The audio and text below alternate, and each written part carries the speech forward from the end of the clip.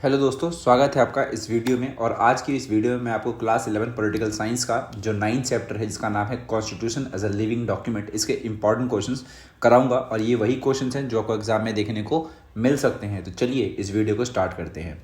देखिए, पहला क्वेश्चन आप मतलब जो हम पहला पार्ट जो स्टार्ट करेंगे बेसिकली वो आपका होगा एमसीक्यू पार्ट, यानी कि पहले मैं एमसीक्यू बताऊंगा कुछ, फिर फिल द ब्लैंक्स, फिर match the following and then कुछ शॉर्ट टाइप क्वेश्चंस बताऊंगा जो कि एग्जाम में देखने को मिलते हैं। तो पहला वाला जो आपका पार्ट है वो मल्टीपल चॉइस क्वेश्चन का है, तो वो जरा क्वेश्चन देखते हैं और समझते हैं। देखिए, पहला क्वेश्चन आपका, which article of the Indian constitution provide the procedure of its amendment, यानी कि क्वेश्चन ये पूछ रहा है कि किस आर्टिकल के जरिए हम भारतीय संविधान में बेसिकली अमेंडमेंट कर सकते हैं, संशोधन कर सकते हैं। तो इसका जो आंसर है वो है आपका आर्टिकल नंबर 368। ओके, चलिए दूसरा क्वेश्चन है, what does living document mean in context of the constitution. तो लिविंग डॉक्यूमेंट का मतलब क्या होता है, संविधान के कंटेक्स्ट में हमें बताना है। तो लिविंग डॉक्यूमेंट का मतलब ये होता है कि जब आप संविधान को एक समय के हिसाब से, यानी कि बदलते समय की आवश्यकता के अनुसार से अगर उसमें कोई चेंज कर पाते हैं, कुछ अमेंड कर पाते हैं, तो उसको हम एक लिविंग डॉक्यूमेंट कह सकते हैं। यानी कि option number B is the right answer. चलिए अगला क्वेश्चन है, which body has the power to amend the constitution, यानी कि भारत में अगर हम बात करें संविधान को बदलने की, फिर उसके अंदर जो भी अमेंड करना है, जो भी संशोधन करना है, तो वो किस बॉडी के पास इसका पावर है। तो वो है आपका पार्लियामेंट। बाकी सुप्रीम कोर्ट, प्रेसिडेंट और स्टेट लेजिस्लेचर के पास ये पावर नहीं है। अगला क्वेश्चन है, which type of amendment required both parliament and the half of the state legislator to approve. तो कुछ अमेंडमेंट ऐसे होते हैं जिसके लिए आपको पहली बात तो स्पेशल मेजॉरिटी चाहिए होती है और साथ में स्टेट रेटिफिकेशन चाहिए होता है, तब जाकर के ही आप उसको बदल पाते हैं। और ये कुछ ऐसे नियम होते हैं जो आप ये समझिए कि वो मूल ढांचे के आसपास के नियम होते हैं। ऐसा संविधान में कुछ नियम ऐसे हैं जिसको बदलने के लिए आपको सच में बहुत ही ज़्यादा मशक्कत करनी पड़े, क्योंकि वो नियम ऐसे वैसे नहीं होते, काफ़ी इंपॉर्टेंट नियम होते हैं। और उनको बदलने के लिए आपको स्पेशल मेजॉरिटी प्लस में स्टेट रेटिफिकेशन, यानी कि आपको कम से कम हाफ ऑफ द स्टेट से अप्रूव कराना पड़ेगा, तब जाकर के ही उस नियम को आप चेंज कर पाएंगे, फिर अमेंड कर पाएंगे। ओके, तो option number C is the right answer. चलिए अगला क्वेश्चन है, in which year was the 42nd constitutional amendment है, जिसको हम मिनी कॉन्स्टिट्यूशन भी कहते हैं, जो पास्ड हुआ था। तो 1976 के दौरान जब इंदिरा गांधी की सरकार थी, तो उस वक्त बहुत सारे नियमों में बदलाव हुए थे, कुछ कुछ चीज़ें एक तरीके से आई थी, जिसको 42nd कॉन्स्टिट्यूशनल अमेंडमेंट यानी कि मिनी कॉन्स्टिट्यूशन भी कहा जाता है, जो कि 1976 में पास हुआ था। अगला क्वेश्चन है आपका, which part of the constitution deal with fundamental rights. तो भारत का जो संविधान है उसके किस भाग में फंडामेंटल राइट्स का जिक्र है, फिर उसके अंदर बताया गया। तो जो आपका पार्ट 3 है वो आपका फंडामेंटल राइट्स एक तरीके से बताता है। और आपके लिए एक कमेंट के लिए सवाल कि आपको ये बताना है कि भारत के संविधान के किस भाग में जो आपका राज्य के नीति निर्देशक तत्व जो होते हैं वो सम्मिलित हैं, आपको उसका पार्ट बताना है। तो कमेंट में जरूर इसका आंसर बताइएगा, ठीक है। चलिए अगले क्वेश्चन पे देखते हैं। अगला क्वेश्चन है, the constitution of India came into force on. तो भारत का जो संविधान है वो कब एक तरीके से लागू हुआ, ये सवाल पूछा गया है। तो इसका जो आंसर है वो है 26 जनवरी 1950। और एक और क्वेश्चन यहीं से बनता है भाई कि भारत का संविधान कब बनकर के तैयार हुआ। तो 26 नवंबर 1949 को ये बनकर के तैयार हुआ, और ठीक इसके 2 मंथ बाद भारत के संविधान को लागू किया गया था, यानी कि 26 जनवरी 1950 को। अगला है, who can declare a constitutional amendment invalid if it's violet the basic structure. तो इसमें क्वेश्चन ये पूछ रहा है कि किसी भी कॉन्स्टिट्यूशनल अमेंडमेंट को कौन इनवैलिड एक तरीके से करार दे सकता है अगर वो भारत के संविधान के बेसिक स्ट्रक्चर को एक तरीके से वायोलेट कर रहा है। तो इसकी जो पूरी की पूरी पावर है वो सुप्रीम कोर्ट के पास है। यानी कि मान लीजिए मैंने आपको बताया कि पार्लियामेंट के पास पावर है संविधान को बदलने की, लेकिन वो बेसिक स्ट्रक्चर को नहीं बदल सकती। और अगर ऐसा वो बदलती है तो इस चीज को इनवैलिड कौन करार देगा, तो भाई सुप्रीम कोर्ट इस चीज को करार देगा। कि सुप्रीम कोर्ट बताएगा कि भाई जो आपने ये अमेंडमेंट करा है ये बेसिक स्ट्रक्चर का हिस्सा है और इसीलिए इनवैलिड है और आप इसको अमेंड नहीं कर सकते। ओके, तो इसका आंसर होगा भाई supreme court can declare a constitutional amendment invalid if it's violate the basic structure. Okay, चलिए अगला क्वेश्चन है, which case establish the basic structure doctrine. तो भाई बेसिक स्ट्रक्चर डॉक्ट्रिन को लेकर के कौन सा ऐसा केस था वो जुड़ा हुआ था। तो Keshavananda Bharati versus state of Kerala government के बीच में ये केस हुआ था, जो कि बहुत ही ज़्यादा विवादास्पद केस है।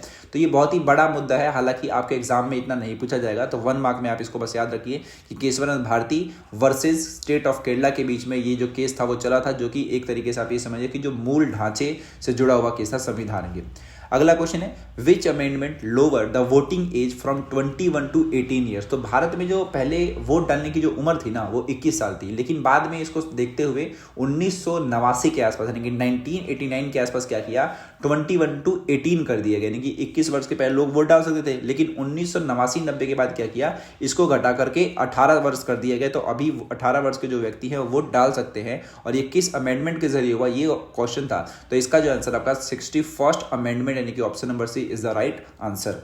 ठीक है, तो ये हो गया भाई। अब बात करते हैं भाई फिल इन द ब्लैंक्स की, जो कि हमारा पार्ट बी है। तो पार्ट बी देख लेते हैं। The procedure for the constitution amendment is given in article. तो अगर आपको संविधान में कोई बदलाव करना है तो इसका जो प्रोसीजर है वो किस आर्टिकल में भाई, तो आर्टिकल नंबर 368। अगला क्वेश्चन है the Indian constitution is called a living document because it can be dash as per changing needs. तो अमेंड कर सकते हैं हम इसको समय के हिसाब से, इसीलिए इसको लिविंग डॉक्यूमेंट कहा जाता है। अगला है the dash case introduce basic structure doctrine. तो बेसिक स्ट्रक्चर डॉक्ट्रीन अभी मैंने आपको थोड़ी देर पहले बताया था। तो केशवानंद भारती का जो केस था, जो कि वहाँ की केरला सरकार जो थी उनके बीच में ये जुड़ा हुआ केस था, तो इसी को एक तरीके से बेसिक स्ट्रक्चर डॉक्ट्रीन के साथ जोड़ के देखा जाता है। अगला है the 42nd amendment is also called the mini constitution, जो कि 1976 में इंदिरा गांधी की सरकार ने एक तरीके से पास किया था, जिसमें बहुत सारी चीजें एक तरीके से भारत के संविधान में जोड़ी गई थी।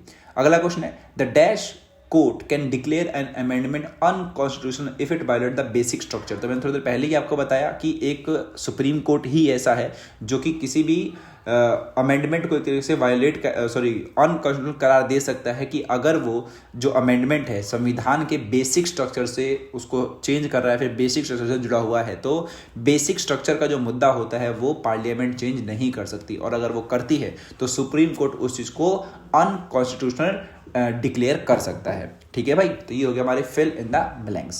चलिए अब बात करते हैं मैच द फॉलोइंग का। तो मैच द फॉलोइंग में आप देखिए ये भी आसान है। आर्टिकल 368 आपका क्या भाई, procedure for the amendment. 42nd amendment क्या है भाई, जिसको हम बोलते हैं मिनी कॉन्स्टिट्यूशन। 61st अमेंडमेंट क्या है भाई, तो voting age reduce to 18 years from 21। And the Kesavananda Bharati case क्या है भाई, बेसिक स्ट्रक्चर डॉक्ट्रिन है, जो कि केरला गवर्नमेंट के बीच और केशवानंद भारती के बीच में हुआ था।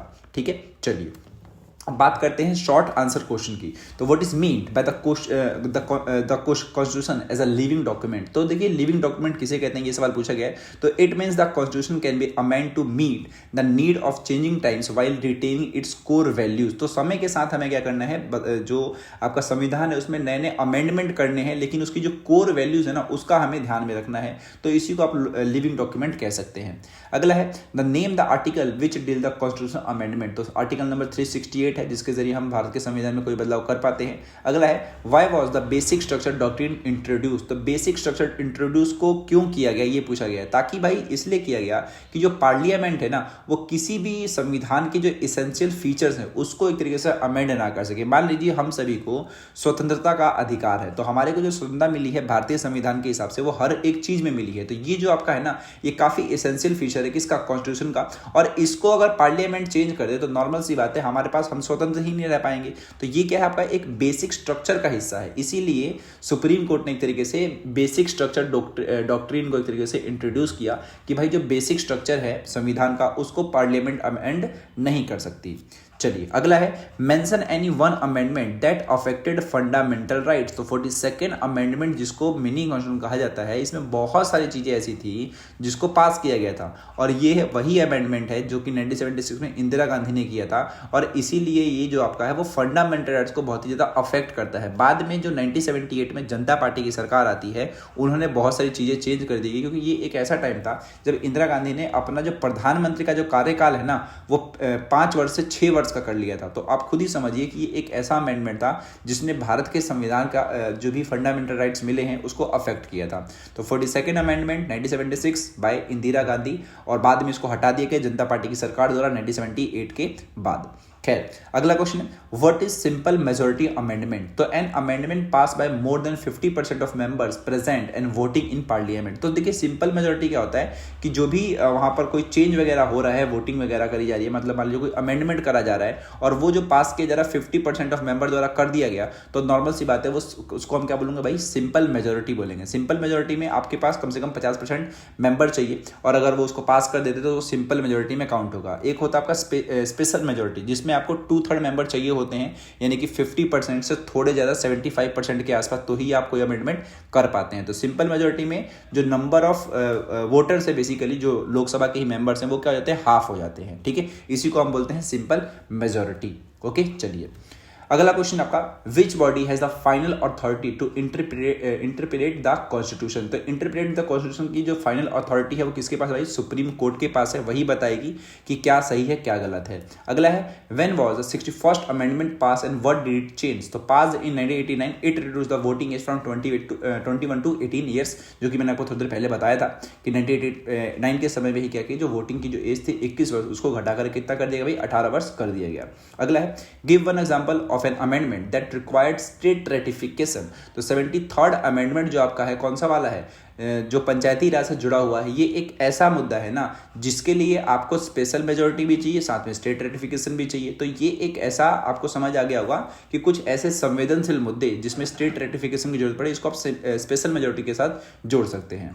चलिए अगला है, what is the role of judiciary in the constitutional amendment. तो जुडिशरी का क्या रोल है भारत के संविधान के संशोधन में, ये पूछा गया है। तो to review amendment and strike down those violating the basic structure. तो भाई जुडिशरी का एक ही काम है कि वो जो भी अमेंडमेंट हो रहे हैं ना उसको रिव्यू करे, और जो भी संविधान के बेसिक स्ट्रक्चर को वायोलेट कर रहे हैं उसको उस तरीके से स्ट्राइक डाउन करे या फिर उसको अनकॉन्स्टिट्यूशनल करार दे और उसको रोक दे। क्योंकि भाई पार्लियामेंट के पास पावर तो है कि भाई वो किसी भी नियम को चेंज कर सकती है, लेकिन वो बेसिक स्ट्रक्चर को नहीं हटा सकती, उसको नहीं चेंज कर सकती। और ये पावर किसके पास है भाई, ये है आपके पास सुप्रीम कोर्ट के पास। ओके, चलिए अगला क्वेश्चन है, name any 3 features considered part of the basic structure. तो ऐसे कौन कौन से 3 फीचर्स हैं जिसको बेसिक स्ट्रक्चर में कहा जाता है। तो supremacy of the constitution, rule of law और जुडिशियल रिव्यू जो है, ये 3 फीचर्स हैं जिसको एक तरीके से आप बेसिक स्ट्रक्चर का पार्ट कह सकते हो। ओके भाई, तो ये हो गए हमारे सारे के सारे क्वेश्चन, जिसमें मैंने आपको शॉर्ट क्वेश्चंस बताए, फिल इन द ब्लैंक्स बताए, मैच द फॉलोइंग बताए और कुछ एमसीक्यू बताए।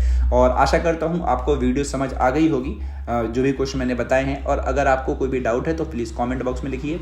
और साथ में मैंने जो आपसे क्वेश्चन पूछा था डीपीएसटी वाला, directive principle of state policies, राज्य के नीति निर्देशक तत्व भारतीय संविधान के किस भाग में है, वो आपको कमेंट में बताना है। ओके, चलिए मैं मिलता हूँ आपसे अब नेक्स्ट वीडियो में, तब तक के लिए गुड बाय, सी यू।